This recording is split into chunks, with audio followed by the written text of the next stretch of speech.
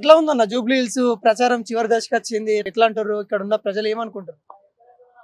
ఈరోజు జూబ్లీహిల్స్ ప్రజలు ఏమనుకుంటారు అంటే, ఏదైతే ఇరువరకు తెలంగాణ 10 సంవత్సరాలు గవర్నమెంట్ చేసిర్రు వాళ్ళ పరిపాలన, మళ్ళా వాళ్ళ పరిపాలన నచ్చక సీఎం రేవంత్ రెడ్డి గారి పరిపాలన బాగా నచ్చి ఏదైతే 6 గ్యారంటీలు ఇచ్చారో, రేషన్ కార్డు కానీ, బస్సు ఫ్రీ కానీ, గ్యాస్ కానీ, రైతు రుణమాఫీ ప్రతి ఒక్కటి, రేషన్ కార్డుతో సన్న బియ్యంతో సహా ప్రతి మళ్ళా ఇందిరమ్మ ఇండ్లు సహా గరీబోనికి ప్రతి స్కీమ్ అందుతుంది. ఆ విధంగా పేదోళ్లకు అందే ఇందిరమ్మ రాజ్యమే కావాలని కోరుకుంటున్నారు జూబ్లీహిల్స్ ప్రజలు. అదే కార్యక్రమం. అంటే మాగంటి సునీత ఏమైనా ప్రభావితం చేస్తుందా? భర్త చనిపోయాడు, ఏమన్నా వర్కౌట్ అవుతుందా? సింపతి వర్కౌట్ అయ్యే అవకాశం ఉన్నాయంట? అదేం లేదు. సింపతి అనేది వాస్తవమే. చనిపోయినప్పుడు ఎవరికైనా బాధ కలగచ్చు. ఎవరైనా పెద్ద మనసుతోని ఎవరైనా దానికి యాక్సెప్ట్ చేస్తారు, కాదంటలేరు. కానీ ఏదైతే సీఎం రేవంత్ రెడ్డి సీఎం అయినాక గరీబులకు ఏదైతే స్కీములు అందుతున్నాయో దగ్గర వరకు సన్నబియ్యం కానీ, తెల్ల రేషన్ కార్డే కానీ, ప్రతి ఒక్క స్కీములు ఇందిరమ్మ ఇళ్ళే కానీ, ఈ మొన్న కూడా ఇక్కడ ప్రతి ఒక్కరికి 100 కోట్లు ఏదైతే జూబ్లీహిల్స్ ప్రజలకు చిన్న గల్లీలకు సీసీ రోడ్లు కానీ అంటే చేసిండో ముందుకు తీసుకపోతారు 100%. నవీన్ యాదవ్ గారు. మాగంటి సునీత పైన కాంగ్రెస్ పార్టీ కుట్ర చేస్తా ఉంది. మాగంటి గోపినాథ్కి ఫస్ట్ మ్యారేజ్ అయిపోయింది, ఇప్పుడు సెకండ్ మ్యారేజ్. ఇవన్నీ కాంగ్రెస్ పార్టీ ఎన్నుకుండి ఆట ఆడిస్తుందని అంటారు కదా, వీటిని ఎలా చూస్తా ఉన్నారు? అవి ఫ్యామిలీ జోలీలో ఎవరైనా కానీ కాంగ్రెస్ కానీ పోదు. ఎందుకంటే వాళ్ళ పర్సనల్ విశేషం, దానికి సంబంధం లేదు. మాగంటి గోపినాథ్ హఠాత్తు మరణం చనిపోవడం ఎవరికైనా దురదృష్టకరం. కానీ గవర్నమెంట్ ఏదైతే ఉప ఎలక్షన్ వచ్చిందో, బై ఎలక్షన్ వచ్చిందో, నవీన్ యాదవ్ గారు కూడా ప్రతి గల్లీలో ప్రతి ఒక్కరికి అందుబాటులో ఉండే నాయకుడు. ప్రతి విశేషంలో ఆపద ఉంటే ఏదైనా చిన్న పని చిన్న పని పోయి ఇది ఆపద ఉందంటే కూడా ఆదుకునే నాయకుడు.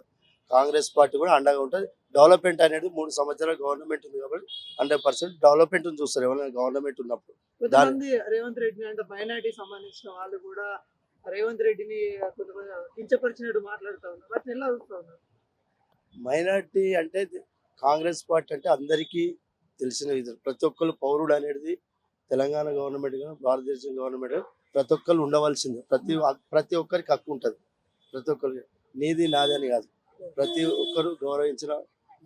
కానీ దానికి చూసేవాళ్ళు కాంగ్రెస్ గవర్నమెంట్ ప్రతి ఒక్కరికి మైనార్టీ కానీ, క్రిస్టియన్స్ కానీ, హిందువులు కానీ ప్రతి ఒక్కరికి న్యాయం చేసే విధంగా ముందుకు పోతుంది. నవీన్ యాదవ్ ఎలాంటి వ్యక్తి? వ్యక్తిగతంగా ఎట్లా ఆయన ఎలా ఉంటారు? ప్రజలకు అండగా ఉంటారా అని అంటే ఏం చెప్తారు?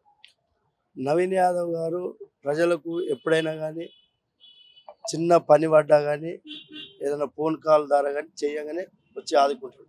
ఏదైనా చిన్న గరీబులు మ్యారేజ్ కానీ చేసుకుంటా 5-10 ఇచ్చుకుంటా ముందుకు పోతాడు నవీన్ యాదవ్. వ్యక్తిగతంగా చాలా మంచోడు, అందుబాటులో ఉంటాడు నవీన్ యాదవ్. అటువంటి వ్యక్తికి ప్రతి ఒక్కరు ఓటేయాలని మేము చూస్తున్నాం కదా, ప్రతి ఒక్కరు ఓటేయాలని కోరుకుంటున్నాం. అన్న ఎట్లా ఉందన్న ఇక్కడ జూబ్లీహిల్స్ లో ఉప ఎన్నిక వచ్చింది, ఎట్లా అనిపిస్తా ఉంది? ప్రజల నాడి ఎట్లా ఉంది? ఇక్కడ ఉన్న వాళ్ళు ఏమనుకుంటారు? ఇక్కడ ప్రజల నాడి జూబ్లీహిల్స్ లో ఒకటే వైపు మాకు నవీన్ అన్న ఆపద వస్తే కానీ ముందు వస్తే పేదలకు ఏ సమస్య వచ్చినా ముందుండే వ్యక్తి అంటే నవీన్ యాదవ్. ప్రతి గడప ప్రతి దగ్గర బ్రహ్మరథం పడుతురు నవీన్ యాదవ్ కు. స్థానికుడు, మళ్ళీ ఎడ్యుకేషన్ లో కూడా ఒక మంచి చదువుకున్న ఉన్నతమైన స్థాయి వ్యక్తి.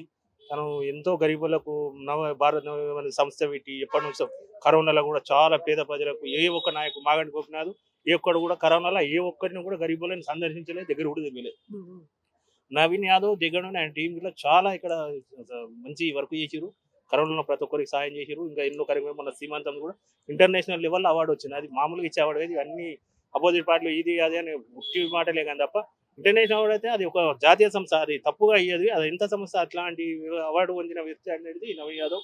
యువకుడు, విద్యావంతుడు, స్థానికుడు, ఇన్ని క్వాలిటీస్, ఇన్ని లక్షలు, ఇంతకన్నా గొప్ప వ్యక్తి జూబ్లీహిల్స్ ప్రజలకు ఉండడు. ప్రతి ఒక్కరు కూడా జూబ్లీహిల్స్ లో ప్రతి ఒక్కరు నవీన్ యాదవ్. పార్టీ ఇక్కడ ఉన్న స్థానికంగా ఉన్న ఓటర్లని భయపెడతా ఉంది. నవీన్ యాదవ్ కి ఓటేయండి అన్నట్టుగా ఇబ్బంది పెడతా ఉన్నారు. భయపెట్టడం అనేది ఎక్కడ కూడా జరగదు. భయం అనేది నవీన్ యాదవ్ కు ప్రేమతోని అభిమానంతో కాంగ్రెస్ చేసే ఓట్లే కానీ ఎవరు కూడా కానీ అపోజిషన్ లోకి, ఎందుకంటే వాళ్ళకి లేదు ఏం చెప్పుకోవాలి ఏమనేది లేక వాళ్ళు ఇక మేము భయపెడుతురు, ఇది చేస్తారు అది చేస్తారు అంటే. ఎందుకంటే ప్రతిదానికి అన్యాయం చేసేదానికి ముందు ఉంటాడు కాబట్టి అది ఒకరికి న్యాయం జరుగుతుంది, ఒకరు అన్యాయం జరుగుతుంది. అన్యాయం జరిగిన పేదల వైపు ఉంటాడు కాబట్టి జరిగే వరకు గట్టి ఉన్న వ్యక్తిని మనకు ఏదో అనే వరకు వాళ్ళ అట్లా దుష్ప్రచారమైన కానీ తప్ప నవీన్ యాదవ్ ఇలాంటి బెదిరింపులకు కానీ ఎక్కడ కానీ బెదిరింపులకు పాల్పడలేదు. కేటీఆర్ చేసే వ్యాఖ్యలు ఎలా వస్తున్నారు? ఇక్కడ కాంగ్రెస్ పార్టీ ఓడిపోతే ఢిల్లీలో ఉన్న పెద్దల సీట్లు కదలాలి అనే విధంగా అది తను తప్పు. మాట్లాడుతున్నారు. అది అవన్నీ వేస్ట్. కేటీఆర్ కు దోచుకురు 10 ఏళ్ళ పరిపాలన చేసి ఇష్టరాజ్యం చేసుకురు.